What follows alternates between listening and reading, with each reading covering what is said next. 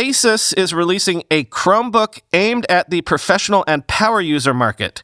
Called the CX9, it's expected to be released in the US in the second quarter of this year, and it's equipped with kit not generally found in run-of-the-mill Chromebooks.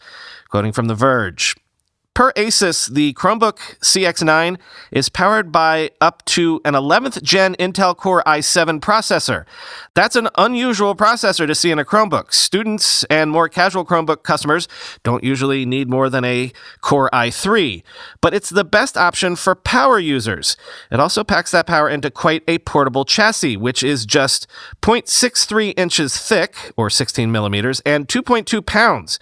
And Asus says it meets the MIL STD 810H US military standards for durability, so you should have no problem battering it around. In addition, the new Chromebook supports Wi-Fi 6 and includes Harman Kardon certified dual speakers. Asus says it's loaded with I/O ports, including the new Thunderbolt 4 standard, as well as HDMI outputs.